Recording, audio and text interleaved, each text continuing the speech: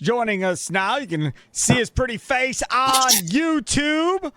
And what I love about this is, dude is legit. Bucks, Brewers, all that stuff. If you follow him on Twitter, wearing his hat right now, follow him on Twitter at Snead Nate. He is Nate Snead, Los Angeles Angels third-round draft pick. Check him out on YouTube.com right now, at The Fan Milwaukee. Again, the @ symbol, The Fan Milwaukee, if you want to see Nate. Stream us on the Odyssey app as well. Congratulations, man. Last time we talked to you, you were a champion with the Tennessee Volunteers. Next time we talk to you, you're headed to the big leagues. This has been a pretty cool ride, I'd say. Yeah, thanks for having me again. It's a pleasure. Okay, so they threw a parade for you the last time. So what are they going to do for you now that you're actually going to the big leagues? Like, do you get a day all to yourself in South Milwaukee? Do you get a key to the city? There's got to be some type of celebration in South Milwaukee for Nate Snead. Yeah, it's a pretty quick turnaround, so I don't think anything right now. We're having a little get-together on Thursday with just kind of like the whole community and everybody along the way, but nothing crazy. It's such a quick turnaround like last year with the parade and everything. I was here for a little bit longer, but I'll be out of here in the next few days. I unfortunately won't be able to have anything like that. So, all right. So let's talk about the process, right? So you're a champion. You go through this last season.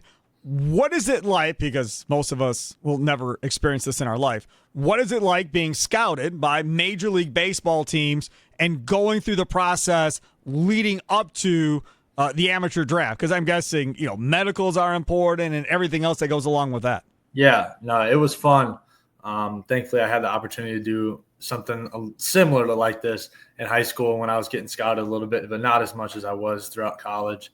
So I was a little bit used to it, but it was fun, especially in like the winter and the fall when they all came to see our practices and we got to like hang out with them a little bit. And then the winter meetings we had with all the teams. It was just really fun to be around guys like that, especially guys that you meet with showing interest in you. It's a lot of fun to be a part of it and knowing that all your hard work has led up to that. But throughout the season, we're all just focused on playing our game. We're not trying to overdo anything. We're not trying to be someone we're not. We're just trying to stay true to our talents and play our hearts out, honestly. And then everything else will fall into place at the end of the year or when draft time comes. But, yeah, after the season, I went to the combine. I went to the draft combine. I threw a little bullpen there. And then I did like all my medical stuff like you were talking about, just kind of get ready for the draft. And if there was anything that popped up on anybody's end that showed concern or anything like that, which thankfully everything turned out really well. I had a lot of good meetings there. It was just I had an overall fun time because you get to hang out with a bunch of your friends that aren't on your team that you've played with before, and seeing all them is a really good time. And obviously watching the draft, watching all my teammates get picked and a bunch of my friends go where they go is just a fun journey. Did you have any idea where you were going to go in this draft the other night? Did you think you were going day one, first 3 rounds? Yeah, I think that was kind of the plan. Talked to a lot of people and my agent and everything like that. And day one was definitely the goal, and we did it. So I guess last pick, but it works. It worked. You got through it at the end of the day. Yep. Nate Snead, Los Angeles Angels, third-round draft pick. Of course, played for the Volunteers, played for prospects here locally. Follow him on Twitter at Snead Nate. Okay, so let's now talk about the conversations you were having, right? Because you've been a starter, you've been out of the bullpen, you've kind of been both ways. What was a lot of the conversations you were having with these teams? Were you talking about what role they saw for you? Were you kind of telling them what role you wanted to have at the big league level as a pitcher and how you wanted this to go? Yeah, definitely. I definitely think those are conversations you have to have beforehand and kind of understand what they want to do with you. And I think most of them that I talked to, they wanted me to be as a starter, but the Angels are going to turn me into a starter, and that's going to work out in the long run, hopefully, and be a big part of their program. But I think once I get down to Arizona here soon and we really talk about the details, we'll have a better mindset of how we're going to attack things right away. So when we talk about the next steps, as you put it, you've been away from home, you've done the whole thing with the Volunteers and all of that, and that's been one journey. but now you're about to be on a different journey, right? Where you don't have the coaches over you all the time. Now you're going to be treated completely different, but your bank account's going to grow a whole bunch more now too at the same time, right? And how you kind of evolve into that. Because, again, I say it all the time, like, I've done sports talk radio my whole life, and people are like, I can't believe they blew through that much money, blah, blah, blah. And I always say the same thing, like, you do not know how you would be if somebody gave you $1 million. You don't know what you would be like if you had $50 million. Like, Giannis is making like $50-60 million a year. I have no idea how I would act if I had that much money at my disposal. I have no clue. But that's really when you rely on family and friends maybe to kind of keep you grounded and kind of going in the right direction versus some people who have family and friends that are trying to take all the money from them for themselves, and then you got to battle that too. Right. Yeah, it's definitely a change of scenery and overall lifestyle, I'd say. I mean, being in college, you're focusing on school and getting to class on time and making sure your homework's in and what time practice is. And I think pro ball is going to be a whole different level. No school to worry about. And baseball is now actually your job more than it is in college, and that's what they're going to pay you to do, and that's how you're going to have to handle it and adapt to the change in different locations, whether it's Arizona, Washington, Alabama, Salt Lake City. Like, literally anywhere is a change of scenery for anybody in this type of situation. It's definitely going to be a long journey, but I'm excited for it. It's going to be a fun change. And then you see Mizorowski for the Brewers right here in your backyard doing what he's doing at, 23 years old, throwing hard like you throw hard, same type of deal. With this dude, it was like, if they can get the control, whatever else, and then boom, it clicks. And now he's in the show and being through this whole process. I would have to imagine from your perspective, that's got to be pretty inspirational for you.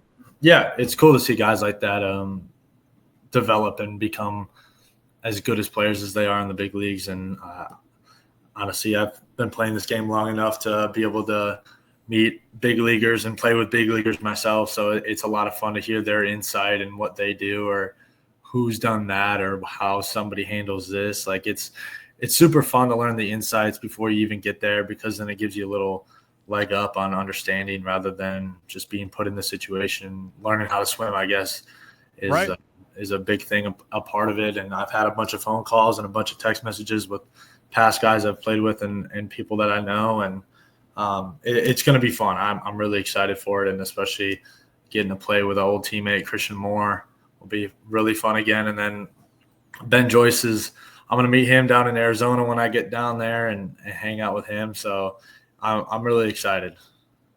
All right. So from a Brewers fan perspective, even though you're an Angel now, I understand that. From a Brewers fan perspective, they drafted another volunteer this year as well, and Andrew Fisher. Yeah. I saw the Zoom. I'm in love. Like, get me a jersey. I'm ready to go. Like, to me, he just comes across like a guy that just like loves it. Lives it, eats it, breathes it, sleeps it, just loves the adrenaline rush that comes with it and so forth. Talk about what that was like having him on your team, because that dude bopped around a couple of schools before he got to you all this year. Yeah, he was at Duke and then Ole Miss and then landed here at Tennessee. That guy is the biggest character of them all. He is a madman. He's awesome though. We all love him in the clubhouse. He's a big team guy. Brewers are going to have a lot of fun with him, and especially him and Burke battling out at first base. It'll be fun. They said they're moving Fisher to third base. Yeah, I could see that because he was more of a third baseman than a first baseman, and I think that's kind of where home is for him, and I think that'll be a good spot. I mean, his bat's going to make up for everything, so he's going to be fine. He's going to have a lot of fun with it. The organization is going to love him. All his teammates are going to love him at any situation, any place he's put at. He's going to have that locker room juiced up at all points of the day, whether you're winning or losing. So it's definitely a good pickup for him. I love it. So I got to ask you this. So there was talk from the skipper, Vitello, talking about, wanting that emotion, wanting that passion. And he brought up in his Zoom that essentially he went up to Fisher and was like, hey, man, look, if you get thrown out, that's cool. I'm going to roll with you, but let's go toe the line and see what happens. To try and get everybody fired up and go, and it's kind of pushing him to kind of be that emotional guy. You pitch, you have emotion as well. That clearly seems like that's something that dude believes in, even though that it may make you the enemy across college baseball.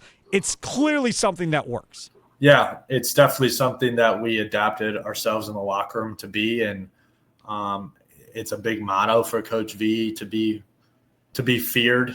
You don't want to be the scared. You want to be the feared, and that's one thing he preaches a ton. And Fisher's definitely a guy like that. Like, he's not afraid of anything. That guy was a wrestler in high school, and I don't know if you've seen the size of him, but he is giant, and I would never mess with him because I know really he'd probably take me down in less than a second. So, but yeah, it's always fun because we put that little chip on our shoulder. Not even of the fact that we won the national championship or anything like that. It's just a matter of that's how the program runs, and that's how V has turned the program into, and that's just the way Tennessee baseball is. And that if you're not on board, then that's probably not the place you should be. And we're never going to be scared, no matter the competition. We could be playing the Dodgers, and we're just as locked in if we're playing a Tuesday game. It's always the same game. It doesn't change for us. It might be a different scenery. We might be on the road. We might be at home. Might be in Omaha. We might be who knows it. You name it. Our game does not change, and that was like a big thing that he preached. And Fisher got on board really quick with it. So did a bunch of other guys. But like you said, Fisher's the big rah-rah guy in the locker room and in the dugout. So it's definitely going to be interesting to see in the future without a guy like that in the locker room, or a Hunter Ensley, someone like that, and how the program is going to benefit without them. So I got one last one for you. I saw Gavin Lux, who played at Kenosha Indian Trail in the big leagues, tweeted out, don't look now, but Wisconsin kind of becoming a hotbed for baseball talent. Yeah. And we are kind of seeing that, aren't we, here in the last, 5 to 8 to 10 years or so. Quite a bit of talent from Wisconsin coming through and getting drafted. Yeah, it's definitely a slept-on state. I know I've gotten a lot of crap, I guess you could say, from other friends or people that like friends from Texas, because Texas baseball or like Georgia baseball is a powerhouse, and they're like, yep. Oh, but you play Wisconsin baseball. I'm like, it's a lot better than you think it is, and there's definitely a lot of guys like Keelan or Dylan Quaistad or me, or literally like Mitch Voigt. I mean, come on, there's like another one. So much talent within the state, but it's I think for us in this state, it's super spread out, whereas like a Texas or a Georgia is more like Atlanta-based or Dallas-based areas, where it's like super stacked with people. But our talent in Wisconsin, I'd say, is definitely spread all over. And baseball is definitely not a Wisconsin sport, I'd say, to be outside in the springtime. So I guess we have that little leg behind us.